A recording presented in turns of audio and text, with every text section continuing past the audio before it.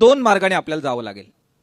एक अर्थातच संवाद राज्यकर्त्यांबरोबर आपल्याला करावा लागेल आणि संवादाच्या माध्यमातून आपलं म्हणणं हे प्रॉपर चॅनलनी, इथे शत्रुभाव न ठेवता, सरकार आपलं दुश्मन आहे आणि आपण काहीतरी त्यांचे विरोधक आहोत आणि मग याला काहीतरी आता राजकीय अँगल आपल्याला द्यायचा आहे, असा भाव न ठेवता एक भातृभावी अशा प्रकारचा संवाद हा सरकारबरोबर आपल्याला प्रश्न सोडवायचा असेल तर ठेवावा लागेल. नंबर एक. नंबर दोन, याच्यामध्ये की रोल जर कोणाचा आहे असं जर आपल्या सगळ्यांचं एकमत त्याच्याबद्दल होईल तर ते आहे की देवेंद्र फडणवीस साहेब जे राज्याचे मुख्यमंत्री आहेत, त्यांना जोपर्यंत ही गोष्ट पटत नाही आणि ते जोपर्यंत याच्यासाठी लीड घेऊन कन्व्हिन्स होत नाही तोपर्यंत आपल्याला पुढचा टप्पा ओलांडता येणार नाही. त्यामुळे आपल्या सगळ्यांना त्यांना कन्व्हिन्स करावं लागेल संवादाच्या पातळीवर, असं मला नम्रपणाने वाटतं. यासाठी सर्व विरोधक, सत्ताधारी हे जे आपलं नेतृत्व करणारे आहेत त्या सगळ्यांचं नेतृत्व आपल्याला लागेल आणि त्यांचं प्रयत्न हे त्या संवादाच्या पातळीवर आपल्याला लागतील. एकदा मुख्यमंत्री साहेब कन्व्हिन्स झाले की मग रेल्वे मंत्री आहेत, दिल्लीत जाऊन बाकी सगळं बोलणं आहे, त्या प्रक्रिया आपल्याला चॅनलाइज करता येतील. त्यामुळे त्यासाठी पुढाकार घेण्याची आवश्यकता आहे. ते कन्व्हिन्स व्हावेत यासाठी जनतेची मागणी आहे हे अचूकपणाने पुढे यावं लागेल. केवळ इथे एवढे बसलेले आपण आहोत आणि आमदार खासदार मांडतायत तेवढ्यावर ते कन्व्हिन्स होतील असं मला अनुभवाच्या अंती वाटत नाही.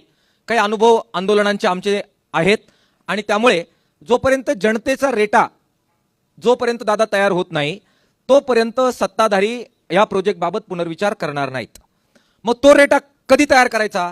तुम्ही म्हणाल आपण अगोदर बोलून बघू मग करू, तसं होत नसतंय. अनुभव अनेक आपल्या सगळ्यांना लढायचे आहेत. शेतकरी कर्जमाफीचा आहे, शेतकरी संपाचा आहे, आता परवा झालं नागपूरचं आंदोलन, त्याचा आपल्याला अनुभव आहे. आणि माझ्या अगोदर कॉम्रेड उगले आणि बाकी सगळे तुम्ही लोक आहेत, लढ्यांचे प्रचंड अनुभव असलेले लोक आहेत. लढाई आणि संवाद हा साथ करावा लागतो, एकाच वेळी करावा लागतो, एकानंतर दुसरा असं काही नसतंय. आणि म्हणून माझं कॉन्क्रीट प्रपोजल असं आहे की लढ्याची तयारी आपल्याला लगेच करावी लागेल. लढ्यासाठी दोन गोष्टी आपल्याला लागतात. एक, मागण्यांच्या बद्दल आपल्याला एकमत करावं लागेल. मागण्यांच्या बद्दल एकमत केल्याशिवाय एकजूट आकाराला येणार नाही.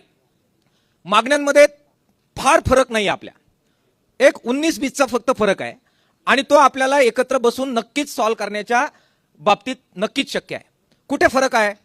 आता जो प्रोजेक्ट आहे, जो नाशिक पुणे हायवे आहे, जो रद्द केला गेला आणि ज्याचा उल्लेख आता केला, जो one of the best proposal होतं असं नीती आयोगाने मान्य केलं, तो जो प्रपोजल आहे, तो जो प्रकल्प अहवाल आहे, त्याच्याबद्दल आपलं जवळजवळ 80-90% एकमत आहे की त्या मार्गाने तो जावा. डिस्प्यूट फक्त 2 ठिकाणी आहेत आणि ते मिटवण्याजोगे आहेत. आम्ही अकोलेकर फक्त एवढंच म्हणतोय की तुमचं बरोबर चाललंय, तुमचं सगळ्यांचं व्हावं, तुमच्या बरोबर जरा आमचाही विचार करा. आणि त्यासाठी फक्त एक स्टेशन, जो मूळ प्रोजेक्ट होता त्याच्यामध्ये देवठाण हे स्टेशन होतं, ते स्टेशन मूळ प्रोजेक्टमध्ये जो होतं, ज्याचा नकाशा आपल्याकडे इथे अवेलेबल आहे आणि दोडीपर्यंत, चासपर्यंत राजाभाऊ तो सगळा स्टेशन आलेलं होतं. दोडीला एक होतं, चासला एक होतं. तिथनं अत्यंत जवळ 10 किलोमीटरचं सुद्धा अंतर नाही, देवठाण आहे, तिथे एक स्टेशन होतं. आणि ते झालं सत्यजित दादा की परत संगमनेरमध्ये एंट्री होती आणि मग पुढचा रूट ॲज इट इज होता. मी काल जरा असं ऐकलं की बा आम्हाला काहीतरी बोगद्यातून न्यायचंय, काहीतरी पर्यटन करत न्यायचंय. आमची अशी काही मागणी नाही आहे. मागणी सोपी आहे, बिलकुल काही ट्रस्टेड नाही आहे. अगोदर हे स्टेशन होतं, तेवढं एक स्टेशन ह्या मंजूर झालेल्या याच्यामध्ये असावं जेणेकरून आमचा जो भाग मागे राहिलेला आहे आणि तुमचे सगळे नातेसंबंध आहेत, तुम्हालाही फायदा होईल. आमच्या अकोल्याला येता येईल राजाभाऊ, तुम्ही येतात सगळ्या गोष्टींमध्ये. आणि सत्यजित दादांचं काही त्याला विरोध असायचं काही कारण नाहीये. लोखंडे साहेब तुम्ही सगळे आपलेच आहात. त्यामुळे तो एक मागणीमध्ये आमचा ऍडिशन व्हावं, ही एक आमची मागणी खताळताई त्याच्यामध्ये असणार आहे. दुसरा मुद्दा अर्थातच कोल्हे साहेबांनी आता मांडला, तर त्या प्रोजेक्टमध्ये तो बदल आपल्याला करावा लागेल. तो आहे GMRTच्या संदर्भामध्ये थोडाफार बदल, कदाचित 5-2 किलोमीटर इकडे करणं असेल, टनेल असेल, काही बाकी कव्हर करणं असेल, तो टेक्निकल मुद्दा आहे. त्याच्यामुळे मागणीच्या पातळीवर एकमत आहे. देवठाणसह नाशिक पुणे रेल्वे मार्ग झाला पाहिजे आणि पहिली जी काही अलाइनमेंट होती देवठाणसह ती मान्य झाली पाहिजे. याच्यावर मला वाटतं आपण सगळ्यांनी संमती द्यावी. ही मागणी मान्य असेल आमचं देवठाणकरांचं म्हणणं, तर एकदा टाळ्या वाजून आपण स्वागत या मागणीच्या संमतीसाठी आपण करावं, ही विनंती मी आपल्याला करतो. मागण्यांच्या क्लिअर आहे. एकदा परत मी आपल्या सगळ्यांचा आभार तुमच्या वतीने व्यक्त करतो. म्हणजे आता हा विषय संपला की या मागणीसह आपण पुढे एकत्र लढणार आहोत, हा क्लिअर आपण केलेला आहे. आता मी खूप वेळा अभिनंदन करायला तयार आहे. आता परत एकदा त्यांनी क्लिअर केल्याबद्दल एकदा जोरात टाळ्या आपण सगळ्यांनी वाजूया. मित्रांनो, आता एकच वाक्य बोलून मी खाली बसणार, ते म्हणजे लढा काय केला पाहिजे. लढा करण्यापूर्वी लढ्याची तयारी दादा आपल्याला करावी लागते.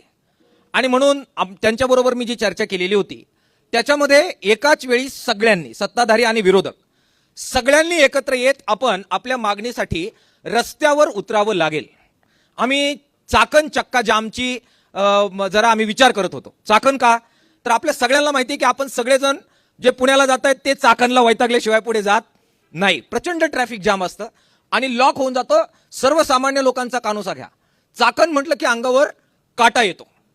चाकण जामच्या बद्दल आम्ही अकोलेकरांनी जरा विनंती केलेली होती. चाकणला जर जाम केलं सगळ्यांनी ताकद लावून, तर सरकारला आपल्याबरोबर बोलावंच लागेल.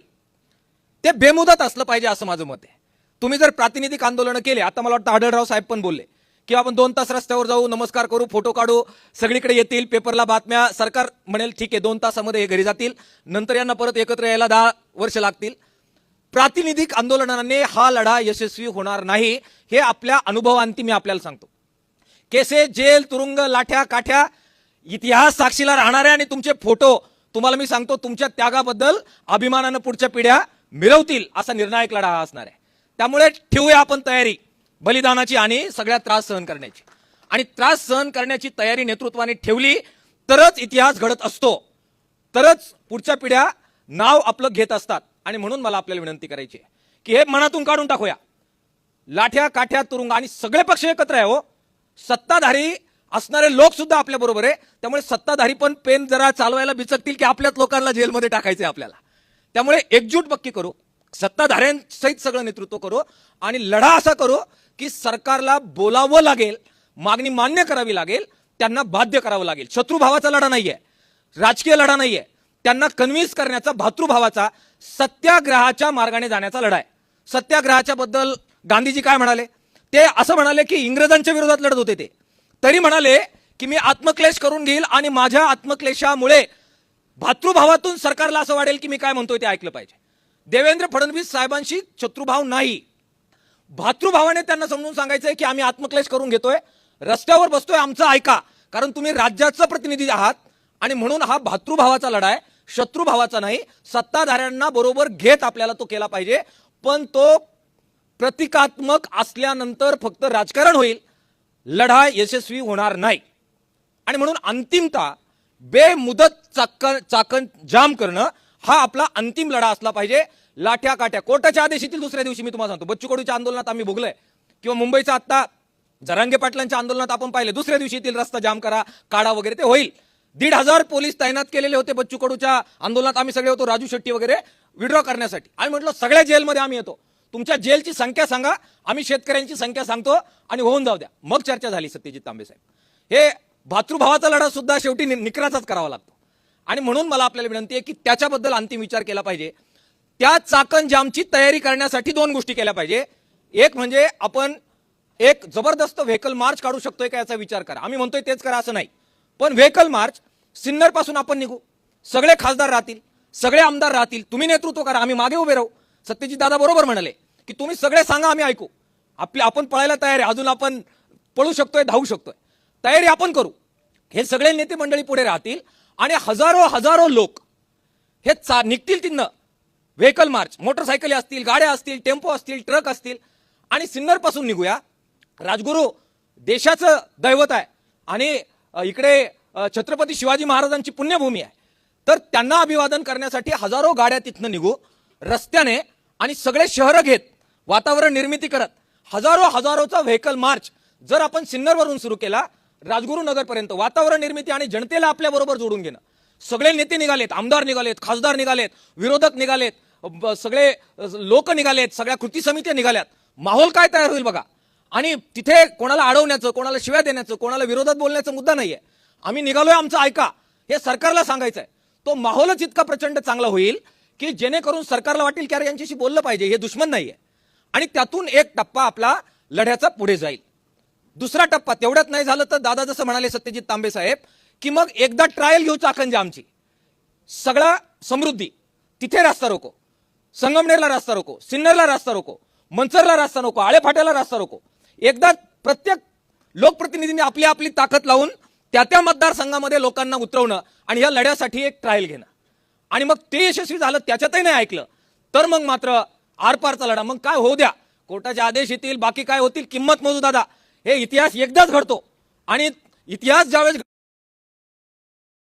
घडवायचा असतो त्यावेळी पणाला लावावं लागतं. हे लपून छपून अंग वाचून कातडी बचाव लढे यशस्वी होत नाही. मग मात्र चाकण जाम आणि मग हुक और कुक ते झाल्याशिवाय हटायचं नाही. जेल, तुरुंग, लाठ्या काठ्या, ती शेवटची लढाई. असा एक प्रपोजल मी आपल्या पुढे ठेवतोय. विचार करा. पण आपण असं करू शकलो, मागण्यांवर एक होते, जनता एकवटलेली आहे आणि हे निर्णायक लढे जे असतात ना, ते इतिहासाला टर्न देणारे असतात. तर त्याचे तुम्ही सगळे साक्षीदार होणार आहात. मी प्रपोजल आपल्या पुढे ठेवलंय, आपण सर्वांनी यावर विचार करावा, ही विनंती मी आपल्याला करतो. धन्यवाद. लाल सलाम.